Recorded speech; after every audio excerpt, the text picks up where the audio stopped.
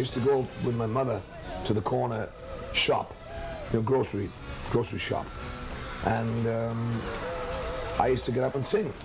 And this is before I can even remember. It's when I was a very small child. And the shopkeeper knew my mother, and he knew that I sang. So he used to stand me up on an orange crate, and I would sing, for the travelers that would come in there, the bakers, and the greengrocer people that would come in with their wares, and I would sing for these travelers, It was a night, oh, what a night it was, it really was such a night. The moon was bright. The fellow that owned the shop said, hey, this kid doesn't sing for nothing. So they used to carry the bag, with the money. Where I come from in South Wales, a lot of people sing. There was a kiss. Oh, what a kiss it was. It really was such a kiss. You're the son of a coal miner. Right. How close did you become to being a coal miner? Well, I had tuberculosis when I was 12 years old. So mining was out. But I'm sure if I hadn't had TB, when I was a kid, more than likely I would have gone into the mine because, in the town that I came from, most of the youngsters were going into the mine. As soon as they left school, that was the most natural thing to do, either that or factory work, or construction.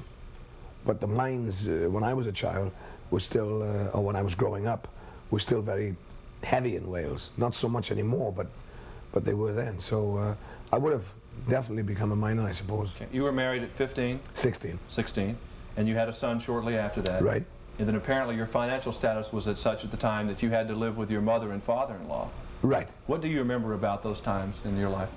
Do you think about them ever? Oh yeah, definitely. It's I've always been very lucky. I've always felt lucky. It's I've never really had any hardships. I was brought up in a good background, good family environment, and then when we got married, I just moved in with my wife's parents in their house. It was like a very natural thing that happened. There was no problem there. And then my son was born, and then my father-in-law died, and so I was the man of the house then. Thank you very much.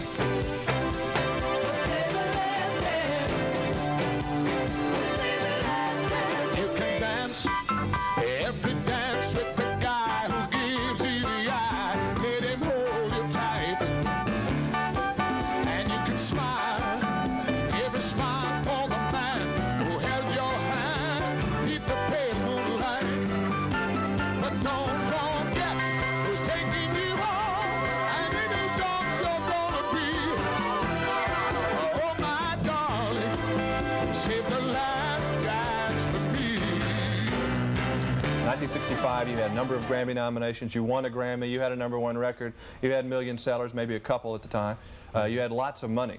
The thing that I couldn't grasp for quite some time was the amount of money that hotels, hotel rooms and food in a fine restaurant, and wines and things like that. When I'd look at a menu in a restaurant, a good restaurant in London, and I'd say, my God, people can't be really paying this kind of money for food, food and wine, because where I come from, it was nowhere near that, the prices.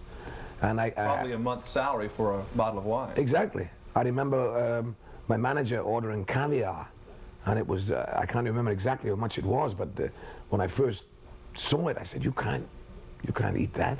Look at the price of it. And he said, so, what's the matter with you? We're making a lot of money, it doesn't matter. I said, but it was rubbing me the wrong way for quite a time before I could get accustomed to being instantly rich. Yeah.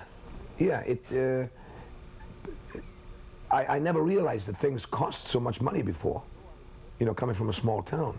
And although I was making a lot of money, it still... Were you scared to spend it?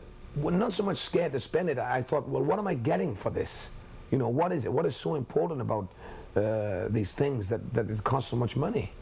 But then you learn more, as time goes on. I remember when I first went to London, I used to smoke cigarettes and I used to drink beer, and Gordon, my manager, said to me, one day, you know, you're going to be smoking cigars and you're going to be drinking champagne. And I said, no way, because I enjoyed smoking cigarettes and I enjoyed drinking beer. But then as time went on, it changes. You become accustomed to things. You start to live like, you know, like you should, I suppose, or like you become accustomed to. All right, during this time of transition, did you ever get to a point where your career was running you instead of you running your career? No, I was singing the songs that I wanted to sing. It was working out well as far as I was lucky enough to get good songs to record. So I didn't really have to record anything that I didn't like. You know, I mean, some people, I'm sure that they mold it into something just because it's commercial. You know, well, I was lucky enough to have a commercial style anyway, and then lucky enough to get the right song. So it was going along basically the way that I had hoped it would.